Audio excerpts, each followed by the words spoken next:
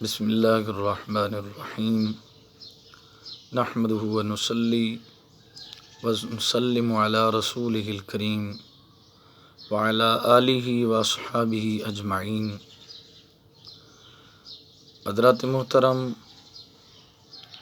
رمضان المبارک میں جتنی بھی عبادت کی جائے کم ہے کہ اس مہینہ میں ہر نفلی عبادت کا ثواب فرض کے برابر ہے اور فرض کا ثواب 70 گنا زیادہ ہوتا ہے۔ قرآن کریم کی تلاوت کثرت سے کی جائے کہ یہ نزول قرآن یا قرآن کی سالگرہ کا مہینہ ہے۔ پریشانی اور تکلیفوں پر صبر کیا جائے کہ یہ صبر ہی کا مہینہ ہے۔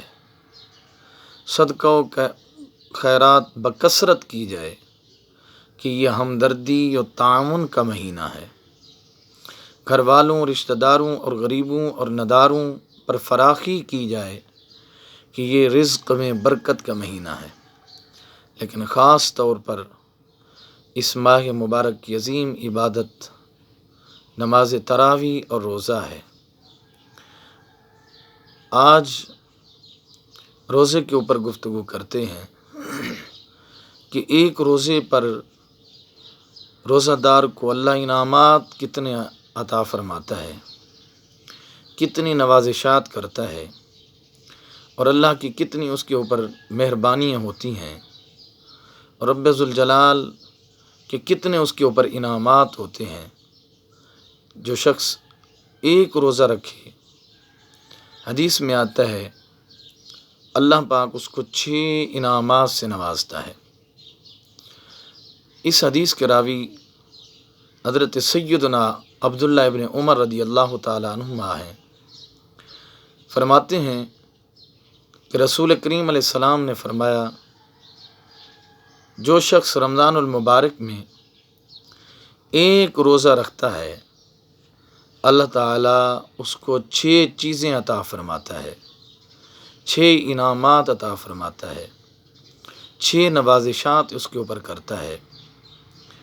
نمبر 1، فرمایا اس کے جسم میں حرام کھانے سے جو گوشت پیدا ہوا تھا وہ گل جائے گا، ختم ہو جائے گا، وہ سڑ جائے گا۔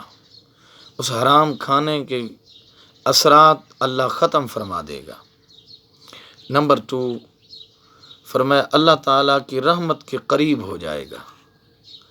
فرمایا جو شخص ایک روزہ رکھتا ہے وہ اللہ کی رحمت کے قریب ہو جاتا ہے، اور جب اللہ کی رحمت کے قریب ہوتا ہے پھر وہ اللہ سے جو التجا کرتا ہے، پھر وہ جو دعا مانگتا ہے، اللہ اس کی دعا کو، اس کی التجا کو، اس کی امنگوں کو، اس کی امیدوں کو رب ذوالجلال پورا فرماتا ہے، اور ہر اس کی دعا قبول ہوتی ہے اور ہر آرزو اس کی پوری ہوتی ہے۔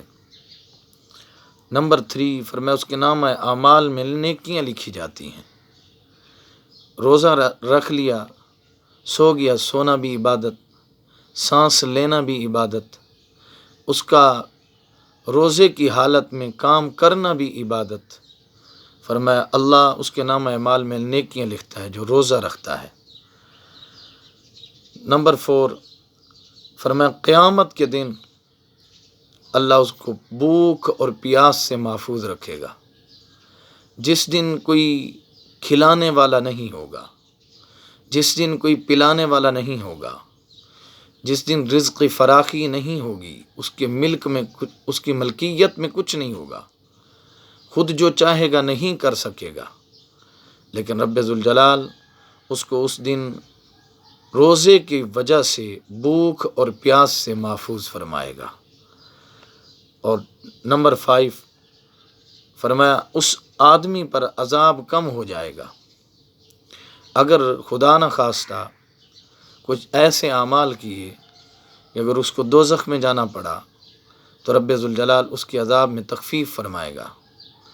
اور یہ روزے کی برکت ہے، ابھی اور برکتیں باقی ہیں۔ تلاوت قرآن کی برکت اور ہے، سورۃ الملک کی برکت اور ہے، سورہ یاسین کی برکت اور ہے، سورہ رحمان کی برکت اور ہے۔ سورہ ملک پڑھنے سے عذاب قبر ختم ہوتا ہے۔ وہ برکتیں اور ہیں، صرف اور صرف ابھی تو میرے نبی ایک روزے کی برکتیں بتا رہے ہیں، انعامات بتا رہے ہیں، نوازشات بتا رہے ہیں، اللہ کی رحمت بتا رہے ہیں کہ میری امتی پر ایک روزہ رکھنے سے کتنا ہوتی ہے۔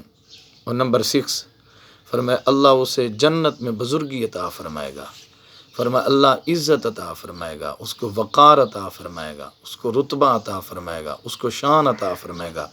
یار ایک روزہ رکھنے سے اس کو 6 چیزیں اللہ عطا فرمائے گا، جسم میں حرام کا کھانا گل جائے گا، اللہ تعالیٰ کی رحمت کے قریب ہو جائے گا، نامہ اعمال میں نیکیاں لکھی جائیں گی، قیامت کے دن بھوک اور پیاس سے محفوظ رہے گا، عذاب کم ہو جائے گا اور اسے جنت میں بزرگی ملے گی۔ یار امتی ہو کہ اگر روزہ رکھے تو اس کو قیامت والے دن بزرگی ملے گی، عزت ملے گی، شرف ملے گا، مقام ملے گا۔ تو اگر نبی پاک علیہ الصلاۃ والسلام کا پھر عالم کیا ہوگا، حضور علیہ السلام کی عزت کتنا ہوگی، شان کتنا ہوگی، مقام کتنا ہوگا۔ انشاءاللہ تعالی قیامت والے دیکھیں گے کہ اللہ میرے محبوب کو کتنا عزتوں سے نوازتا ہے۔